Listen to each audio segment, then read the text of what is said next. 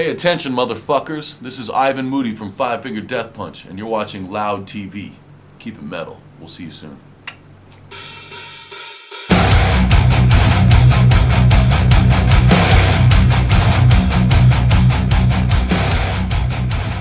the studio, and the guys started throwing me songs, and they kept throwing them at me. They were like, here's another one, here's another one, here's another one. I was like, fuck, dude. And so I sat back in the studio one day, I looked at Zoltan, I was like, how many songs do we have now? And he goes, 25. Fuck me. So we sat back and we were like, okay, what do we do with them? Usually you would grab the best tracks and make one album out of it. Instead we were like, you know what? There's no bad tracks. So what do? Do we put it on the shelf? No. Fuck it. We put out 2 albums. Let the world deal with it. But we had to separate it because 25 tracks is a lot to digest. Instead of ramming it down somebody's throat, it's easier to separate the 2, which is about 3 months separation. And I'm really proud of it, man, sincerely. I think it encompasses our entire catalog. So this will be fun.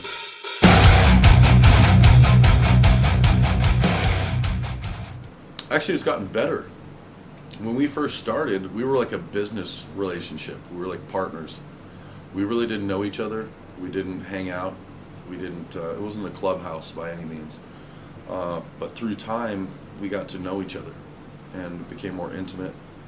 And at this point, it's funny because we always talk about it. We fight amongst ourselves as a band, but the second it's an outsider, we all join together. It's like a transformer. We're like, oh hell no. So it's taken time, but I don't regret any of it.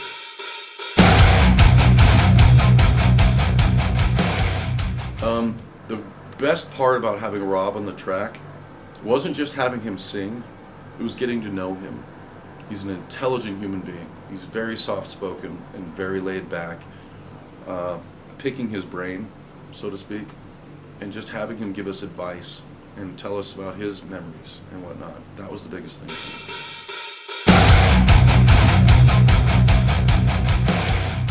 Nobody knew he was there. Ready? Sincerely, yeah, nobody knew he was there. And all of a sudden he walks out on stage and you could hear the audience go, no way. What the fuck is he doing with those guys? Like, it was great. It was fantastic. No, we toured with him one time with Soulfly. And Max is just, again, it's like Rob. To me, I grew up on Sepultura. You know, that was my generation. Roots. So, bloody roots. So, Max to me was a dream. Jamie Josta is a friend. I've known him for almost 11 years now. Great guy. Fantastic musician. Like I said, then you get Maria from In This Moment. Beautiful woman. I'm going to marry her someday. Love you, Maria. That was weird. Stalker.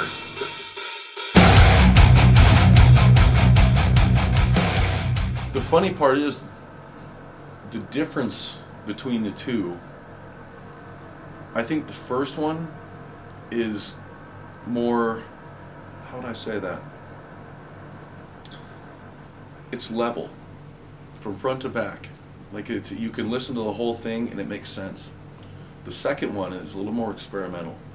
Okay. And we tried it. Like we really went out of our boundaries to make sure the second one is huge. I mean, huge. So, but they're symbiotic.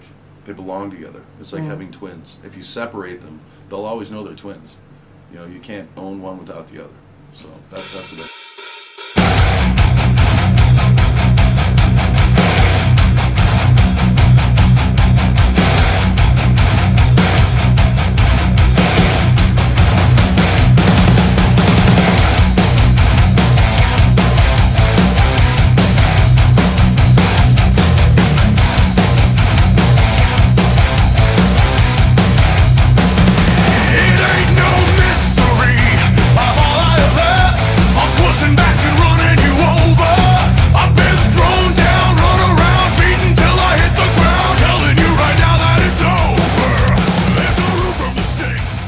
Decided on the title.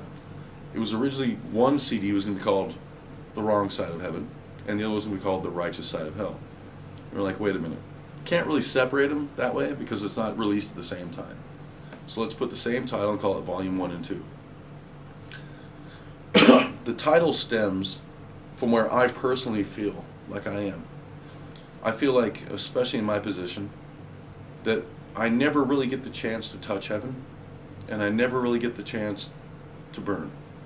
It's just purgatory. It's right there, lingering in the center. So for me, it made sense, and the guys believed in it enough to title the album around it. Does it mean that the world is not black or white and just... It's all gray. Yeah. All gray.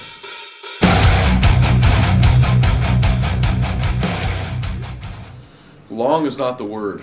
I would call it tedious and monotonous. So, yeah, it's different.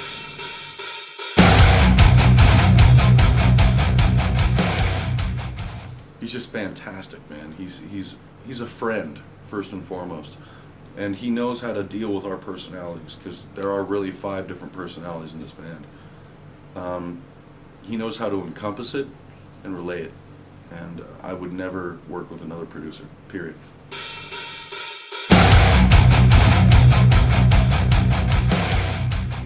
Rob Halford. Yeah. Yes. Oh my God, man. I mean, having him come to the studio in Las Vegas and hang out with me and eat sushi and picking his brain and sitting there and talking to him like a legitimate human being. He's so soft-spoken. He's so intelligent, and he's got so much experience under his belt. To me, that's the apex for me right now. I mean, I hope there's more to come, but at this point, like I said, if I was 14 years old and you told me, you're like, someday you're going to work with Rob Halford, I'd been like, fuck off. It's amazing to me. And Max Cavalera. Fuck Max Cavalera. Like, the dude came from nothing and made the world out of himself. So, to me, it's those shining moments that really, make you who you are.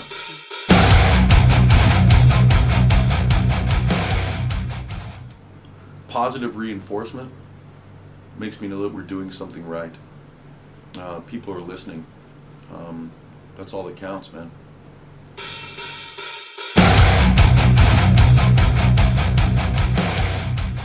Yeah, we're lucky enough that those guys are friends of ours. So we told them we're trying to break ground in Europe and the UK. How do we go about it? And they're like, well, come with us. We'll show you. And it's just amazing. Those guys are great. They're fantastic musicians. Good people. Make stellar music. So, yeah.